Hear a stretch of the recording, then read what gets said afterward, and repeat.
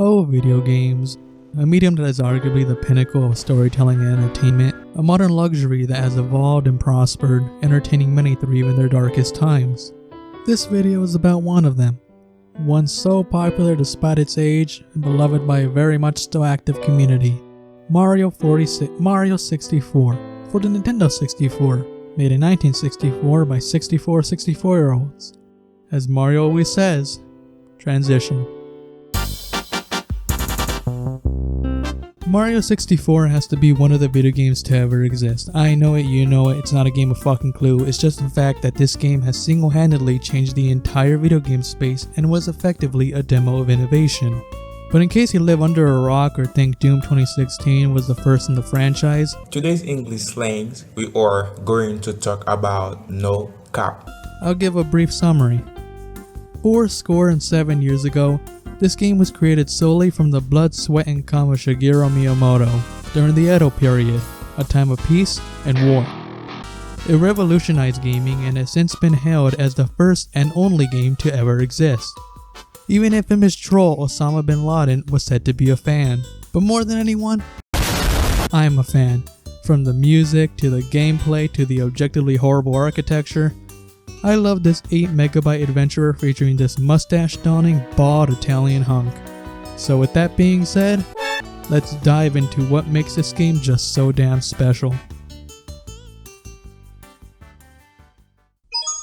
It's me, Mario!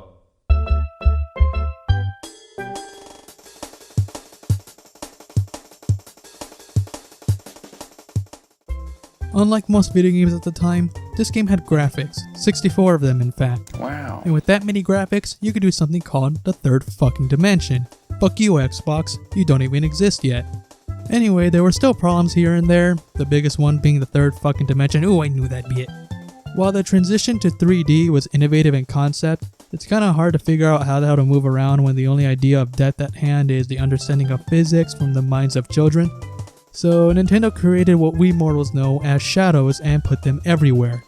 It's not very realistically rendered, I mean the ray tracing's totally off, but now I can better predict my aim when trying to murder these shit-covered gumdrops and other innocent wildlife. But while moving around in 3D was fun, especially since it was so new at the time with the new analog controls and such, Nintendo knew more than to just have platforming in a 3D game. Because it sucked. I mean, compare it to Crash Bandicoot. Someone at Sony decided that this shit was okay. And 32 bits? Oh, I didn't know we were still in the medieval times, Sony. It's 8 AM, better get the mule before Papa gets the horsewhip. But speaking of assaulting things, Mario's got two fists and he's gonna use them. Turtles, gimps, the afterlife, nothing can escape Italian wrath.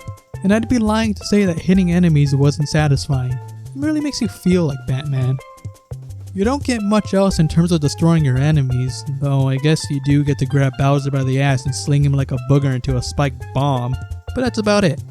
Instead, Nintendo focused on Mario's jumps for this one. You see, back when the world was still pure, this is all you got. You can control how high and how far you jump, but the creativity kind of ends there. In Mario 64, you have that plus a double jump, triple jump, side somersault that works when it wants, backflip, long jump, wall jump, and of course the Italian wrath comes back with the jump kick. This all makes for interesting gameplay that allows players to approach platforming in their own unique ways. You can play the game more than once, and while the destination is the same, the journey is completely malleable to the player's will. And that's why people keep going back to it. It's what keeps this game still entertaining to this day.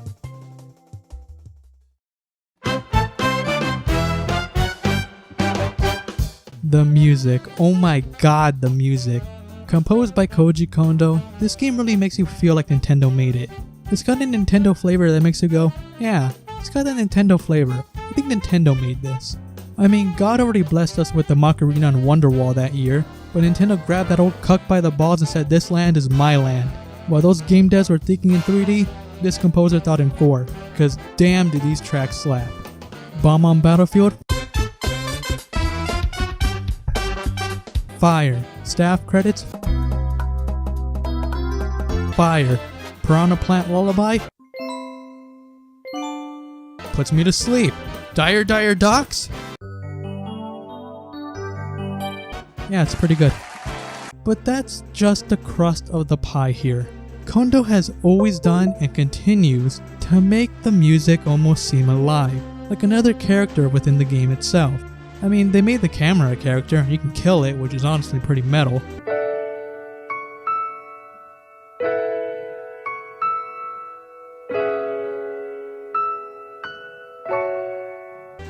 Anyway, for that reason alone, it's no wonder so many songs from this game are just legendary in the gaming community. Speaking of the community,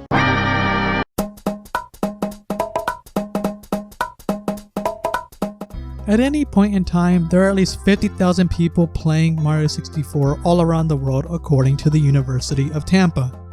And they are all white males with glasses and short brown hair and the peachiest of facial hair and no girlfriends.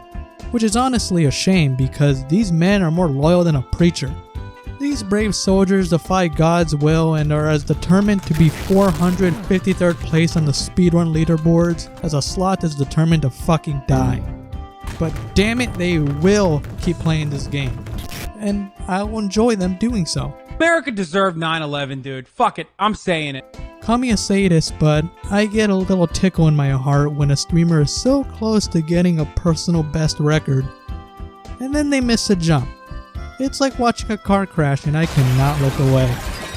Then again, I'm not exactly the human embodiment of S to the A to the tan, so it is legitimately quite exciting for me to see someone genuinely get the results they want after doing so much work and watching them burst into a proud glee, getting that final star from Bowser.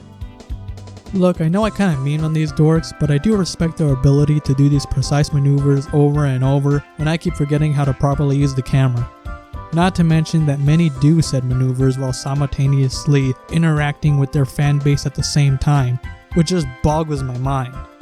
And that isn't even getting to the more insane type of speedruns like blindfolded or even 120 stars, given how much patience you need to do those.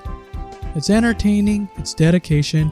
I'm going to show you how to straighten your back posture with 5 simple yet effective exercises. It's impressive and these speedrunners deserve to be proud of themselves for it, since they are in themselves the heart and soul that keeps this game not only alive, but vibrant and still exciting to watch to this day.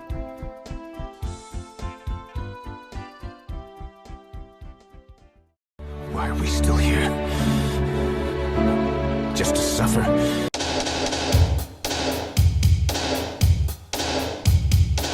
Alright, when I was saying that this game was good and legendary and all that, I was actually lying. This game is an embarrassment to the video game industry and should be banned. In reality though, while gathering footage for this video, there was this apprehension growing inside my head that almost made me scrap all of this. That's a lie, but I wanted to make it more dramatic, you know?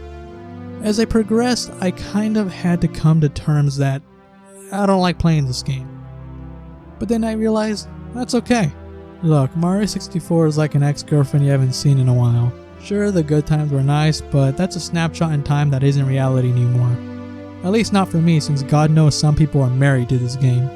But going on with the GF analogy, no matter how much lotion you use or makeup you put on, this game is 27 years old and it shows. What? That being said, I don't necessarily hate this game either. Today we're talking about Stockholm Syndrome. Rather, I have a love-hate relationship with Mario 64, in that I love to watch it, but I hate to play it. So basically like most sports fans. But I don't want to make this video about me completely bashing it. So here's a quick rundown of notes I made while playing the game.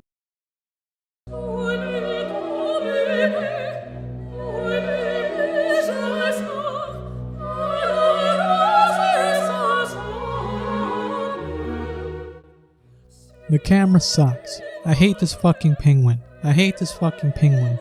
Water, more like I hate this fucking water. The objective hints are way too abstract. Man, do I love to maneuver through the map over and over again. I totally did that side jump. This game just swallowed my quarter and didn't give me my juice. Oh my fucking god, the penguin. The 8 red coin missions fucking suck. I can't find this Koopa the quick bastard. TikTok clock, more like anxiety on the rocks. Rainbow Cruise proves there's no god up there. I would. I think that last one was referring to Peach.